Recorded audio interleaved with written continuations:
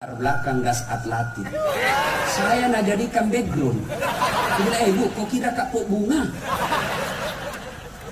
Dia itu nanti ibu-ibu dia. Kalau selesai ceramah itu nak kecarki. Selfie dulu, Ustaz, selfie dulu. Terpaksa dilayani, kalau tidak, nak update status sombong. Selfie maki, ulangi Ustaz. Kabur Ustaz, satu kali lagi Ustaz, kaburi dalam hatiku.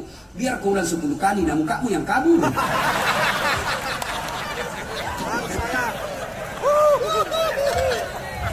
Ini ibu-ibu dasar kok calla-calla. Tadi saya lewat di sana, ada yang bilang, ternyata kecil di pale orangnya. Baru kan lihat langsung, dicuma pale tahun tadi. Baik, lewat ada lagi, itu di bajunya waktu di YouTube. Astagfirullah. Ya simpan HP dulu simpan dulu ya. Bisa? Oke. Minta tolong jangan ada siaran langsung. Bisa? Bisa. Wa qala idzan bismillahirrahmanirrahim. Innallaha wa malaikatahu yusalluna 'alan nabi. Ya ayyuhalladzina amanu sallu 'alaihi wa sallimu taslima. Sesungguhnya Allah dan para malaikatnya bersalawat kepada Rasulullah Muhammad sallallahu alaihi wasallam, maka wahai orang-orang yang beriman, bersalawatlah kalian kepada Rasulullah dengan sebaik-baik salawat. Suatu kali Nabi lagi duduk-duduk dengan malaikat Jibril. Tiba-tiba Nabi melihat ada malaikat 1 juta jari-jarinya. Adik-adik berapa jari-jari tadi? 5. Berapa?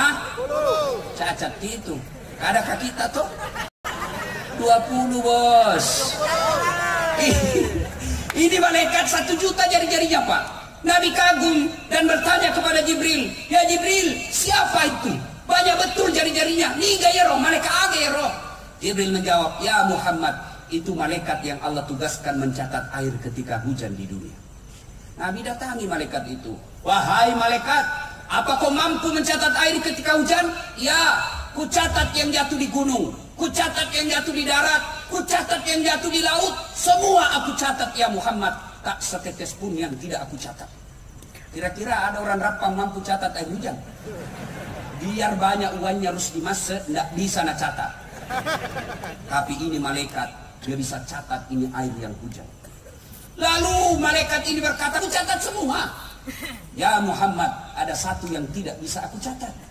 Magai lebih banyak jumlahnya daripada air hujan ketika hujan. Apa gerangan pul di lapangan RMS lain? Ayo, lain. Tapi kita juga pakai kisah bahasa Inggris, orang Bugis itu bilang. Nah, apa? RMS. Ah, itu nih. Nah, ketika umatmu berkumpul di lapangan tersebut, lalu mereka bersalawat bareng-bareng, saya tidak bisa mencatat betapa banyak Allah turunkan kemuliaan di tempat itu. Jadi kalau kita tidak bisa memperbanyak amal dengan tahajud, tidak bisa memperbanyak amal dengan mengumrahkan orang, tidak bisa memperbanyak amal dengan Senin Kamis, maka ketika kumpul seperti ini perbanyak salawat, karena di situ Allah turunkan kemuliaan yang lebih banyak daripada air hujan. Yang mengumpulkan kita sini, mari kita bersalawat. Mudah-mudahan khasiat salawat itu Allah berkahi hidup beliau. Kita mulai dari ibu-ibu. Saya mau dengar mana lebih kencang suaranya, orang Rapang cewek, perempuan daripada bapak-bapak. Bisa? Bisa? Yang merasa jenis kelamin laki-laki diam. Kita dengar suara dari belakang. Ayo ibu, bu. Oke, ikut sama saya bu, salawat bareng-bareng, yuk. Salatullah salam ala toha tullah ala yasin habib. Nah itu bukan keras, itu namanya sahdu. Suara begini yang kasih nafsu laki-laki. Makanya ibu-ibu janda, yang janda, dengar. Kalau nak telepon ki suaminya orang ibu, jangan ki kasih mendayu-dayu suara rata. Tergoda suaminya orang kodong.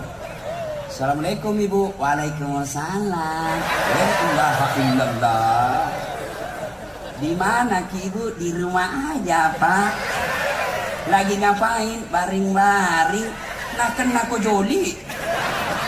Coba salam. Lagi di mana Ki Bu? Di rumah. Lagi ngapain? Apa ketanya-tanya? Nggak nak telepon aku besok. Woi, kalau Satpol PP ini Bu. Ini, Waalaikumsalam. Caleda. Ibu-ibu diam, kita dengar ini bapak-bapak. Ayo Pak, ayo. Adik-adik remaja nih, ayo selawat bareng-bareng, yuk. Salatullah, salamullah, ala toha, salatullah, salamullah, ala yasin. Alhamdulillah, terima kasih Bapak Ibu, saudara-saudara sekalian yang insya Allah dimuliakan dan dirahmati oleh Allah Subhanahu wa Ta'ala. Teristimewa yang kita hormati, selamat datang Bapak Bupati Toraja, Tanah Toraja. Sini Ki Pak, sini. Inilah indahnya persaudaraan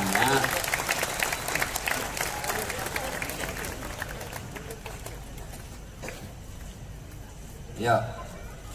Hadir di tengah-tengah kita semua yang kita sudah dengar tadi, luar biasa. Mudah-mudahan kehadiran tokoh-tokoh dan pejabat di tempat ini menunjukkan kekompakan kita di Sulawesi Selatan. Jangan lagi ada curiga-curiga untuk pergerakan pilkada. Bukan, ini tabligh akbar murni. Kalau mau dikait-kaitkan terserah. Nah, Ibu bapak, saudara-saudara sekalian, dengar baik-baik. Ini kisah nyata saya alami. Selesai khutbah, ada bapak-bapak kira-kira usianya hampir 50 tahun. Datang di depan saya, dia pegang paha saya sambil menangis. Ustadz, doakan saya. Kenapa Pak?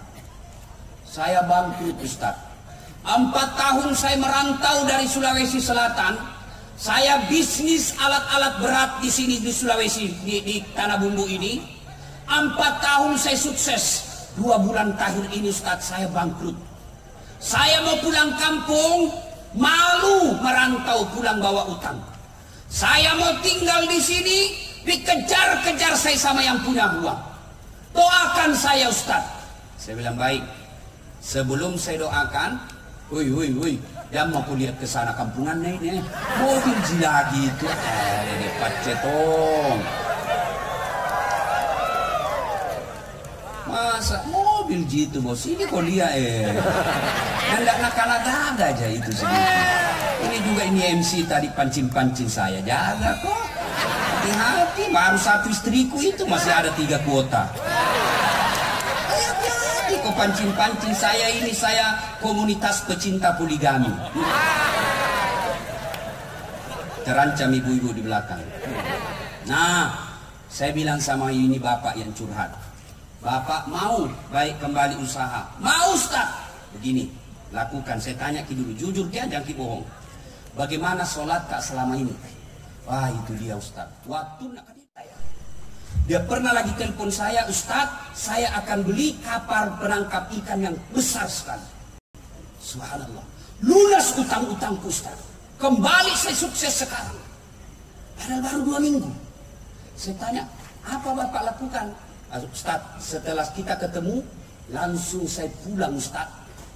Saya jual semua hartaku yang tersisa. Lalu saya pulang kampung. Saya cium kakinya ibuku minta maaf. Saya cium istriku, ku minta maaf, ku cium tangannya. Kenapa nak kau sibuk semua istri? Apalagi, ku bayar zakat sedekahku Ustaz.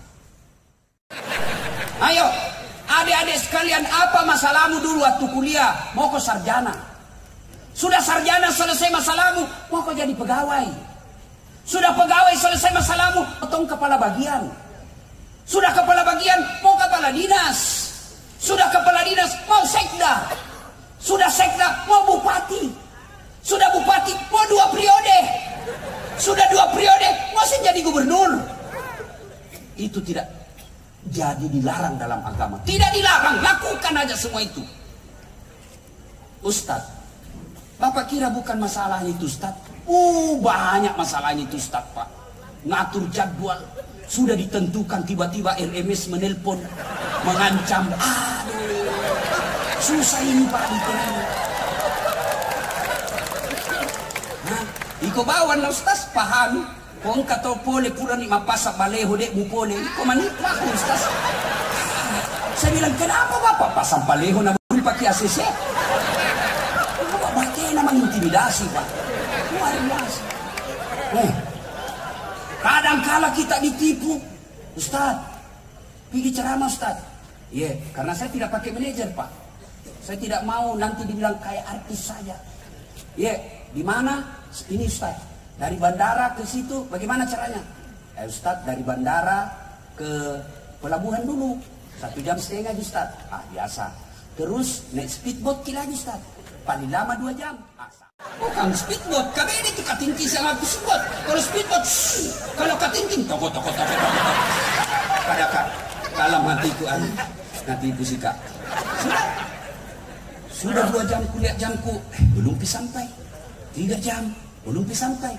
Aku bilang, Haji, kita bilang tuh hari 2 jam di, ini mau pakai 4 jam belum sampai. Dia bilang, Ustaz sebenarnya ini 9 jam. Kenapa Bapak bilang cuma 2 jam? Dia bilang, kalau saya 9 jam pasti Ustaz tidak mau datang. Saya pergi ceramah di Palopo. Saya pergi ceramah di Palopo. Dikira singgah saya sopir kencing. Waktu saya pergi tidur Pak di belakang. Begitu singgah mobil, saya mana ini sopir? Udah kencing. Saya turun, dia turun pintu kanan, saya turun pintu kiri. Begitu saya kencing duduk, dalam hatiku sekalinya ndak tahu kayak ini turun. Woi benar lah, Pak. Woi, Busalaika, woi. Masya Allah. Jam 1 subuh. Semua mobil saya kasih lewat, tidak ada ambil saya. Saya mau teleponku ikut di mobil. Ada lagi anak muda singgah, saya mau telepon sopir. Yang kok ketawa cilaka. Senangnya ini kalau saya sial. Ada anak muda pinjam HP-mu, baru sadar, nggak ku hafal nomornya sopir. Pasrahlah saya di pinggir jalan. Semua mobilku kasih lewat, nggak ada. Yang ke Makassar nggak mau singgah, yang ke Palopo nggak mau singgah. Kenapa? Saya pakai putih-putih waktu itu. Aku bilang, nggak kira Kak barangkali pocong ini. Jadi saya mau nekat, saya di tengah jalan mau begini. Saya nggak kira betul Kak nanti saya ada di jam berapa dia pulang Pak? Baru sadar, waktu azan. Allahu Akbar, azan subuh. Balik ini sopir. Wih, mana Pak Ustaz? Waduh, balik. Jam berapa dia sampai di Kera? Jam 6.15 pagi. Mulai jam 1, pasak kuyup saya Pak. Saya mau tempeleng, lebih besar dari saya. Ini sopir Pak. Yang paling saya jengkel lagi, sampai saya di kantor wali kota Palopo. Ustaz, kenapa bisa kita lupa koper tak? Dalam hatiku, mak beli si sopir ini. Bukan koperku lupa Pak Wali, saya nak lupa itu sopir Pak.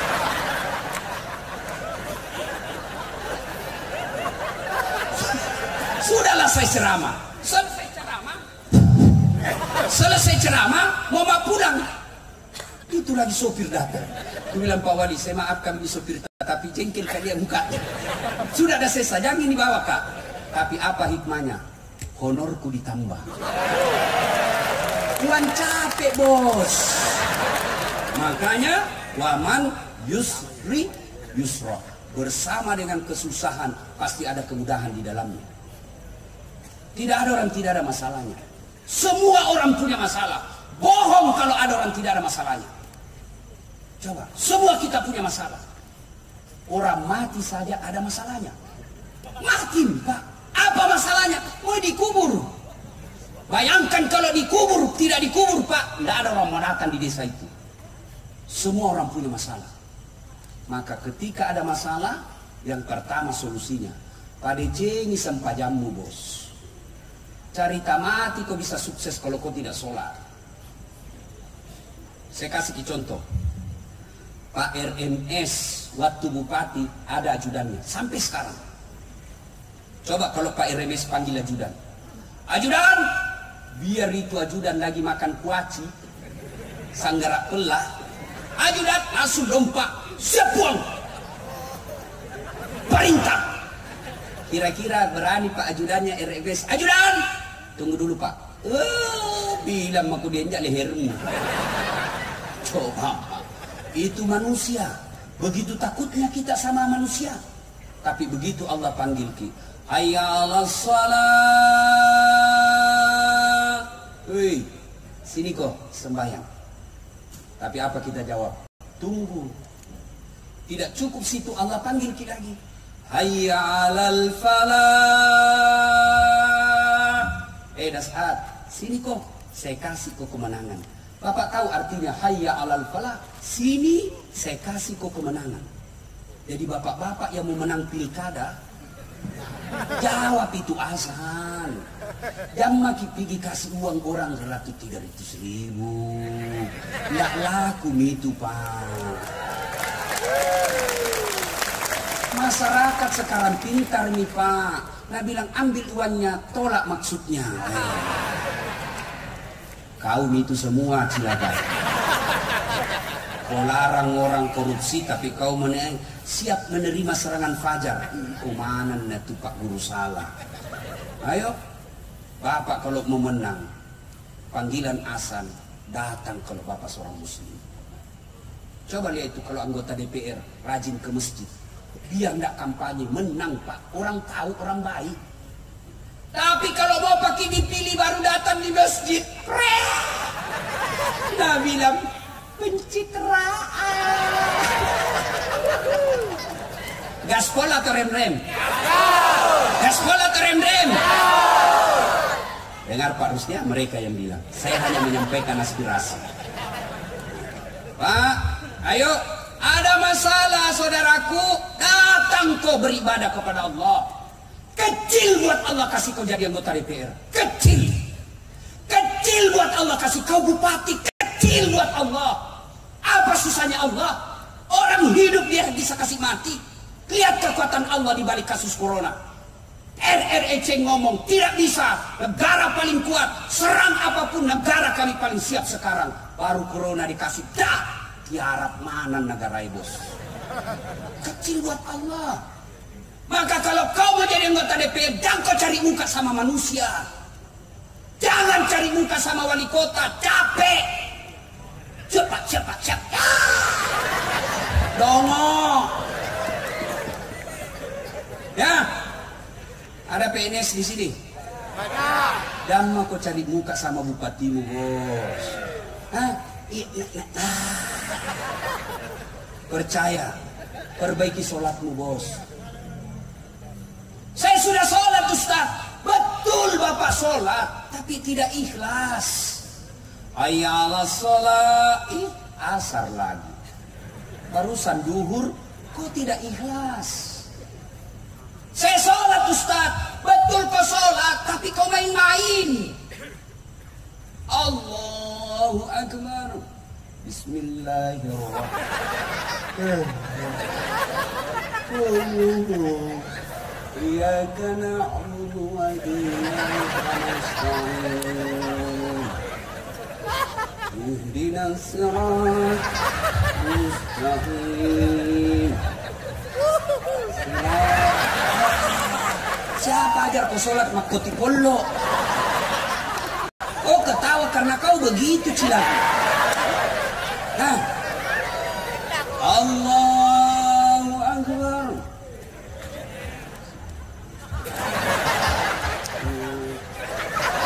Saya sholat mak keju-keju. Saya sholat Ustaz. Kenapa hidupku susah? Betul ibu sholat, tapi celanamu itu juga kau pakai kencing. Itu juga kau pakai masuk toilet. Itu juga kau pakai futsal. Itu juga kau pakai pergi ke pasar. Itu juga kau pakai ke kantor. Itu juga kau pakai main olahraga. Lalu kau pakai lagi pada situasimu. Boleh kau ganti. Bagaimana Allah mau senang sama kamu? Oh saja menghadap sama bupati kita pakai parfum kalau perlu yang palsu. Dipinjam ikat pinggangnya orang supaya kita berwibawa. Mau kau ketemu Allah pakaian seadanya. Boleh tapi menunjukkan kalian tidak serius ketemu dengan Tuhan.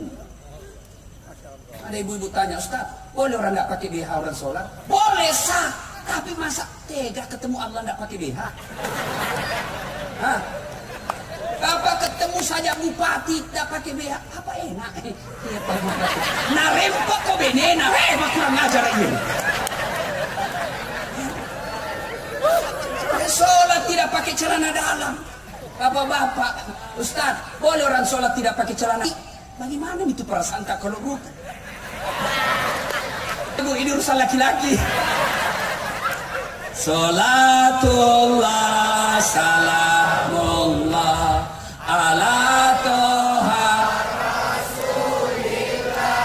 Salat ala yasin. Kenapa dia tidak sholat? Kaya Ustaz. Ada kala kaya Nabi Sulaiman. Itu Nabi Sulaiman Pak, 1 hektar pekarangan rumahnya. Apa kerikilnya? Emas.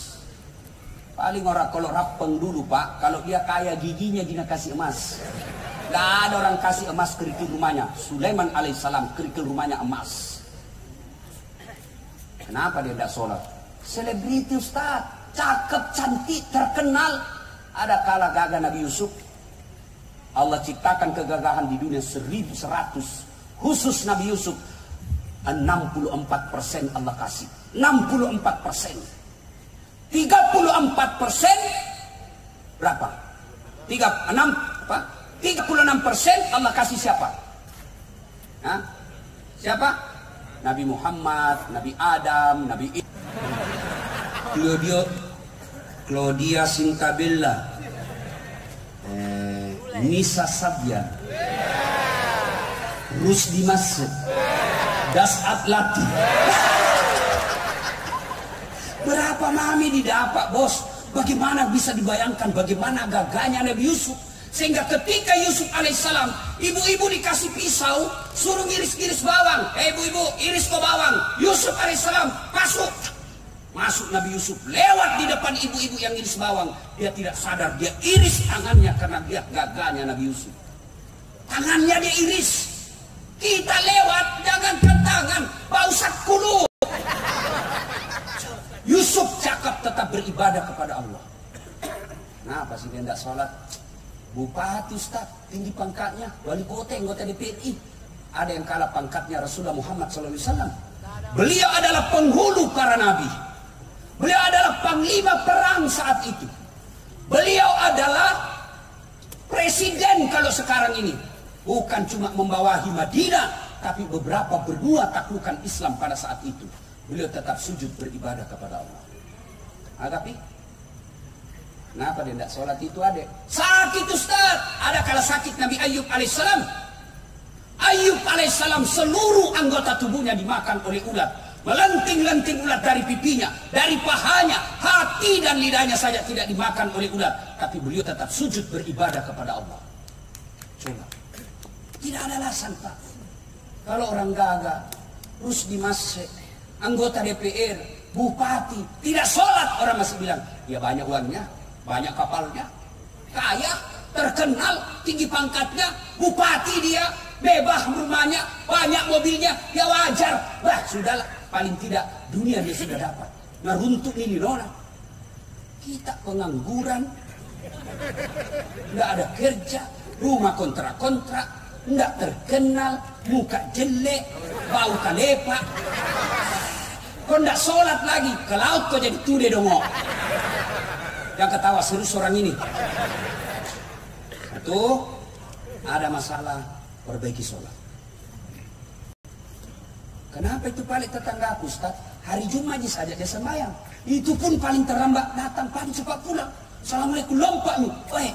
Proyeknya Ustaz jalan terus. Masuk dia caleg, mana bisa dia Ustaz? Banyak duitnya, tapi tidak sholat.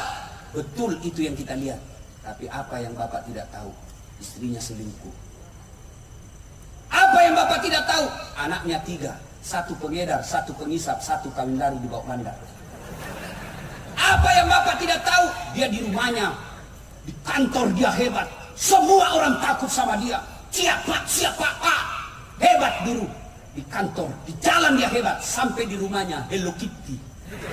Iya Bu, kita di Pale Bu, diintimidasi sama istrinya. Baru 1 jam keluar. Di mana kok Pak? Di mana kok? Ada jadi. Di mana kok? Dia kok lisu kok?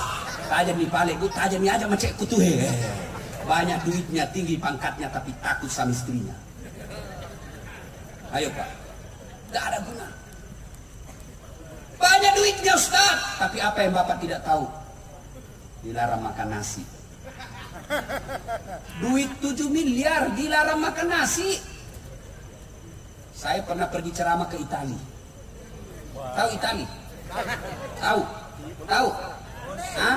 Tahu Itali? Tahu? Si Dendreng belok kiri terus lagi. Hah? 2 hari kasih saya roti, pizza. Saya bilang, makanan apa ini? Saya ini orang Bugis bos, carikan nasi. Tidak mempan, tidak mau yang perutku kalau roti. Biar kau kasih ke 1 baskom. Carikan nasi. Baru 2 hari saya sudah setengah mati. Ini dilarang makan nasi, dilarang makan daging, dilarang makan gula, dilarang makan garam, dilarang makan ayam, dilarang makan ikan. Apa aja di sana makan? Ubi rebus. Duitnya 7 miliar. Rumahnya mewah, tidak bisa tidur dalam rumah. Mobilnya mahal, tapi stres di atas mobil. Mati kiri, mati kiri, reng, mati kecil. Itu kalau kau tidak sholat bos.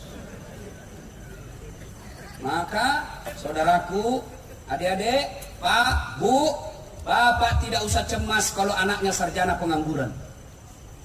Bapak tidak usah cemas anaknya sarjana tidak lulus pegawai negeri kemarin. Tidak usah cemas. Kenapa masuk neraka? Anakku tidak lulus PNS. Kenapa kau masuk neraka? Anakku kasihan tukang tambal ban. Demi Allah tidak ada pertanyaan seperti itu di akhirat. Kenapa kau masuk neraka? Anakku tidak sholat. Kenapa kau masuk neraka? Istriku tidak sholat. Kenapa kau masuk neraka? Cucuku tidak sholat. Maka risaulah ketika keluarga kalian tidak sholat. 1. 2. Kalian mau sukses. Setelah perbaiki sholat. Yang kedua, hindari maksiat. Jangan hobi dosa. Dosa buat kita laki-laki, perempuan. Dosa bagi kita bapak-bapak, selingkuh. Pak, kata Nabi berwasiat, kalau kau lihat perempuan di jalan dan kau berminat kepada perempuan itu, pulanglah segera ke rumahmu. Karena demi Allah, apa yang dimiliki wanita di jalan itu sama persis yang ada di rumahmu. Tidak percaya? Periksa nanti. Yang kau ketawa anak muda, ini urusan orang tua. Pak, muliakan istri. Gak mungkin Bapak bisa sukses kalau Bapak hianati istri. Saya bisa jadi penceramah yang bisa baik ceramah saya karena istri saya mendukung. Bayangkan kalau istri kita tidak mendukung. Kita mau pergi ceramah, bikin konsep, mak jaluk ya naik. Ale nak ustaz. Tidak jadi konsep. Mau lagi keluar, anak nangis sambil anak. Tidak bisa. Maka kesuksesan kita seorang suami karena ditunjang oleh istri yang baik di rumah. Banyak juga bapak-bapak alasan rapat, ternyata pergi merapat. Nah, tuh Pak, berapa istrinya Nabi? Berapa? Saya kasih hadiah, siapa yang tahu? Berapa? 12. Berapa? 12. Salah. Berapa? 12. Ambil hadiahnya nanti sama Pak Rusdi Masjid. 11. Dari 11 istri Nabi, tidak ada satupun yang pernah mengatakan, saya menyesal menikah dengan engkau Muhammad. Tidak. 11 istri Nabi. Kita satu distrita menderita lahir batin. Bagaimana mau sukses? Maka bapak kalau mau sukses, muliakan istri. Bagaimana Rasulullah memuliakan istri beliau? 1. Beliau tidak pernah memanggil nama istrinya. Tidak pernah dipanggil Khadijah, tidak. Beliau panggil, ya Ummul Mukminin, wahai ibunya orang Islam. Khadijah dipanggil Ummul Mukminin. Aisyah tidak pernah dipanggil Aisyah, lo kemai, mari kau, tidak. Aisyah beliau panggil, ya Humaira, yang kemerah-merahan pipinya. Karena memang Siti Aisyah merah delima pipinya. Bapak anggota dewan, bapak calon bupati, mau sukses, muliakan istri di rumah. Mulai besok panggil istri tak dengan panggilan kasih sayang. Wahai istriku yang termancung hidungnya di lorong 3. Nah, bilang tidak mancung hidungnya Ustaz, lehernya sering dilihat. Tidak bagus juga lehernya, giginya kau lihat. Giginya yang mancung Ustaz, ya sudah cari alisnya. Cari yang baik, jangan terlalu jujur. Mentang-mentang istri tak hitam. Belum. Belum. Ada mecik deh. Nah bilang istri tak agak penyak. Masa suami istri belum penyak? Yuk. Ayo Pak. Rasulullah memuliakan istri. Apalagi Rasulullah memuliakan istrinya. Demi Allah, Rasulullah sangat romantis dalam hidupnya. Apa romantisnya Nabi? Beliau kalau minum teguk, dia kasih istrinya. Hebatnya lagi, bekas bibirnya istrinya dia minum. Misalnya Aisyah minum di sini, Rasul pun minum di sini. Coba dipraktekkan besok Pak. Coba kalau anggota DPR di sini minum bekas bibirnya istri. Busuna mulutmu.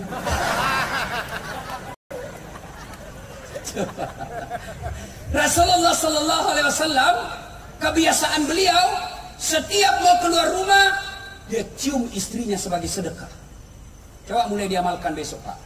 Begitu bapak mau keluar, sedekahnya suami adalah ciuman di jidat. Jadi Bu, besok kalau mau keluar suami tak, nah lupa minta ki sedekah. Pak, sedekah. Ini ki. Jangan lama-lama. Nanti tidak jadi pergi kantor. Coba.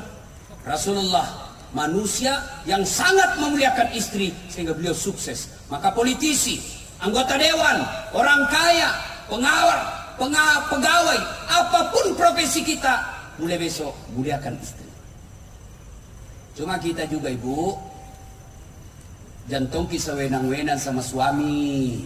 Kadang itu ibu nakira suaminya tahanan. HP diperiksa habis. Bagaimana suami tidak serangan jantung? Baru datang langsung diperintah HP. Baru dilupa pakai password.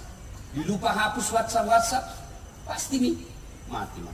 Ini beruntung nih. Ada orang sholat, temanku cerita. Begitu dia sholat, bunyi HP-nya, nggak pakai password. Istrinya ada di rumah. Gelisah dia. Baru takbir pertama langsung bunyi. Bayangkan kalau rakaat terakhir mina bunyi, dicambuk mami cepat langsung diambil. Ini baru pertama, nggak mungkin kita berhenti sudah angkat takbir. Bunyi gelisah. Nah bilang istrinya, tanam maki Pak, tidak kuangkat di HP ta. Baru lancar sholatnya.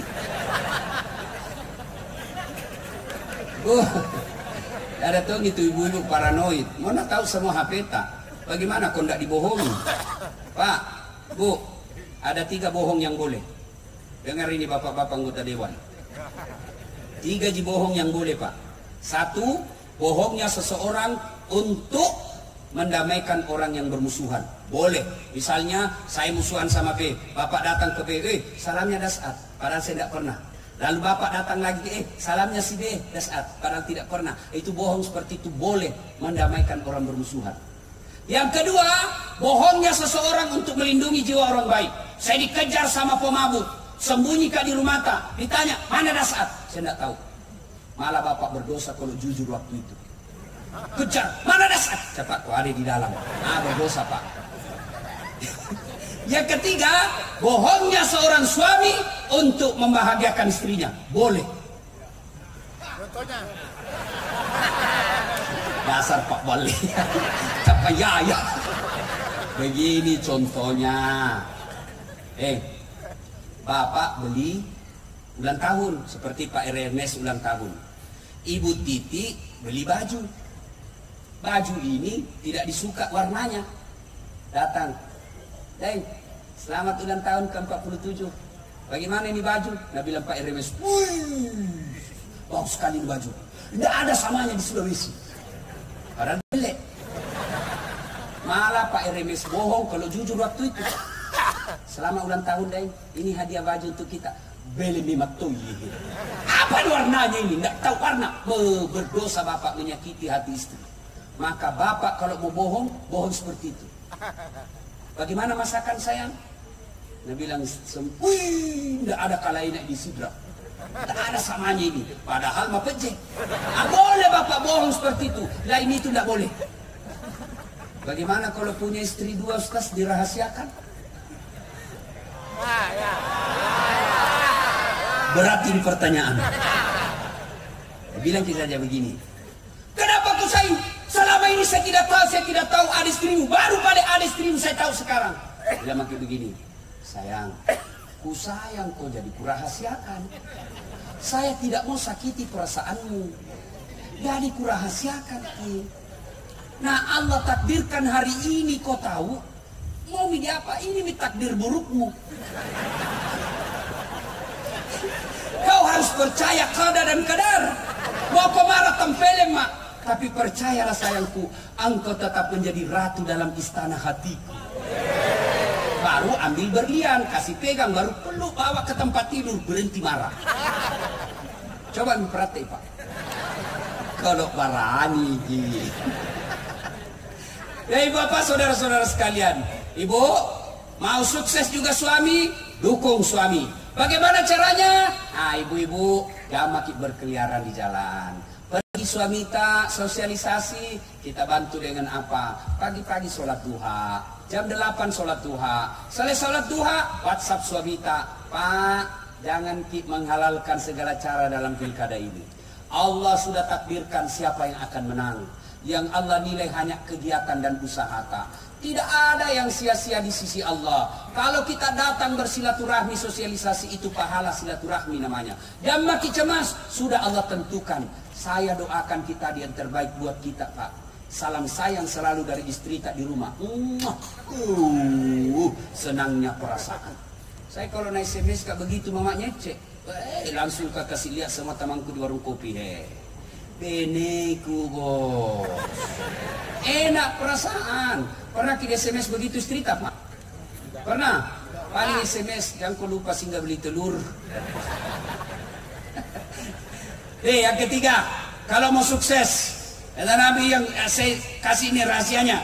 Yang ketiga apa? Yuk, keluarkan zakat dan sedekah. Bapak tahu kenapa Bapak Haji Rusdi Masih bisa kokoh dan besar seperti sekarang? Karena beliau dermawan. Banyak uangnya memang Ustaz. Biar banyak uang bos, kalau seke tidak ada gunanya. Apalagi ini calon-calon bupati jalan ki seke. Dek gak toko itu seke itu percaya ki Pak. Tidak ada orang suka orang pelit. Saya tanya ki, senang anggota DPR yang pelit atau dermawan? Dermawan. Senang calon bupati yang pelit atau dermawan? Dermawan. Senang tetangga yang pelit atau dermawan? Senang suami yang pelit atau dermawan? Semua senang dermawan. Tidak ada orang suka orang pelit. Bahkan orang pelit sekalipun demi Allah tidak suka sama orang pelit. Saya bilang jago pi rumah sekeki, padahal dia juga seke. Nah, tapi dengar baik-baik Pak. Bapak kalau mau menyumbang, jangan kasih orang 200.000 dari orang ke orang, karena itu namanya money politik. Bapak nyogok. Di samping Bapak melanggar undang-undang pilkada, juga nak tunggu kok malaikat nanti kalau mati kok. Sogok namanya. Lalu bagaimana caranya Ustaz? Bawa ke masjid. Luruskan saja niat. Orang pilih ki alhamdulillah, tidak terpilih. Selama masjid itu dipakai beribadah, Bapak dapat transferan amal meskipun Bapak sudah jadi arwah. Bangun panti asuhan, bangun jembatan, itu sedekah. Tapi kalau uang per orang kita kasih 300-400.000, belum tentu napilih ki, yang pasti Bapak sudah dapat dosa. Nggak enak didengar ini Pak, tapi harus saya sampaikan. Siapa suruh kau undang enggak? Ya? Bapak juga jangan memeras. Siapa? Aman Pak. Yang penting terlihat pawanaan Pak. Aman nih, aman nih. Sekalinya datang 400.000, nah lupa tadi orang janji. Innal munafiqina fid-darkil asfali minan nar. Sesungguhnya orang munafik itu keraknya neraka na tempati. Siapa? Mereka tim sukses yang menyalahgunakan dana. Kayak ini tim sukses juga maka sola-solang. Disuruh bikin baleho 5, 2 jina bikin. Hilang 3. Begitu ditanya mana, nah kena angin padahal tame kantong. Ya, bersedekahlah Pak. Demi Allah tidak ada orang bangkrut gara-gara sedekah. Tolong carikan orang saya di Sidrap bangkrut gara-gara bangun sedekah. Demi Allah tidak ada. Saya kasih pengalaman. Saya tidak mau cerita orang lain. Saya mau. Hari Ibu kemarin, saya resmikan masjid. Saya hadiah ulang tahun Hari Ibu. Hari Ibu, ibu saya kasih masjid. Itu kurang lebih hampir lebih dah 2 miliar duit saya habis. Asli hasil dakwah. Ada rumah jamaah ki. Kalau mau ki bantu kak undang ceramah kasih ke honor. Jadi Allah balas berkali-kali lipat. Luar biasa. Sudah itu balasan Allah pertama, ada pengusaha panggil saya pergi umroh. Bukan lagi bisnis kelas, first class. Begitu saya tidur, saya WhatsApp. Gak bisa kak tidur di sini bos. Itulah kamar paling mahal. 20 juta itu Ustaz. Saya bilang ini nih, gak bisa saya cari yang murah-murah. Uang kami itu 20 juta saya cari yang murah-murah. Dan lingko tuh Ustaz makin rokok tuh. Ketemu lagi saya sama orang pengusaha. Dikasih lagi saya banyak Masya Allah. Setelah saya bangun itu masjid, luar biasa itu namanya, seolah-olah itu keran rezeki. Bukan dalam bentuk duit, tapi luar biasa. Banyak sekali bantuan Allah orang kasih. Maka bersedekah Pak. Malam ini saja saya dapat rezeki. 1 dari Pak Sahrudin, bebek 1000. Dari Pak Dirjen tadi, traktor. 1 lagi tadi dari apa namanya itu? Pak Sangking yang mesin. 3. Baru kak duduk-duduk ini. Terus di masa yang ulang tahun saya dapat rezekinya bos. Maka Pak, kalau Bapak mau kaya, jangan suka minta-minta. Enggak senang Allah menjadi umat peminta-minta. Jangan Pak. Kenapa Bapak miskin? Karena Bapak mental miskin. Apa mental miskin? Suka minta-minta. Bersedekahlah. Jangan lewati maghrib sebelum Bapak bersedekah. Allah tidak lihat 100.000. Allah tidak lihat 1 juta. Tentu sedekahnya RMS. Beda dengan sedekahnya kita yang pengangguran. Tapi yang penting sedekah. Mau 100.000, mau 10.000, bahkan 1.000 rupiah pun jangan lewati maghrib kecuali Bapak sudah bersedekah. Maka bapak-bapak calon anggota DPR yang gagal, periksa. Barangkali Bapak selama ini malas bersedekah. Calon bupati yang hadir, sedekahlah Pak. Tapi jangan ke rumah satu-satu orang.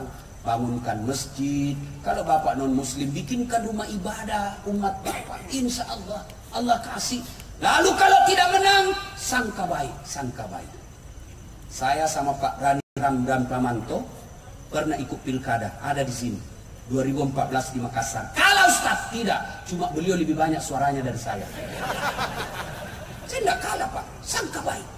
Saya tidak jadi wali kota, tapi saya bisa ceramai wali kota dimanapun di Indonesia. Allah kasih yang terbaik. Jangan pernah sangka buruk. Sudah sumbang masjid, panti asuhan, bangun ini, kalah. Allah yakin Pak, bukan di situ tempat yang baik. Allah punya tempat yang baik. Percaya itu, sangka baik. Dan yang keempat, kalau kalian Bapak Ibu mau sukses, ini rahasia yang keempat, birrul walidain. Muliakan kedua orang tua. Sayang 1000 sayang. Kadangkala kita manusia sibuk memuliakan kepala camat, sibuk memuliakan kepala dinas kita, sibuk memuliakan dirjen kita. Tapi orang tua tak di kampung tidak pernah kita sapa dalam seminggu. Adik-adik, kalau kalian mau sukses, tidak penting keluar negeri sekolah, tidak penting itu belajar bahasa Inggris. Sekarang ada namanya Google Translate.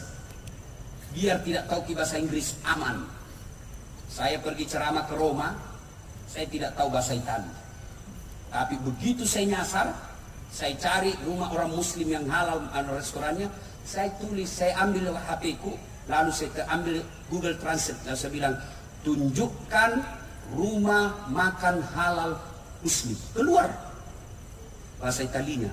Baru saya cari orang Italia. Mister, come here. Apa?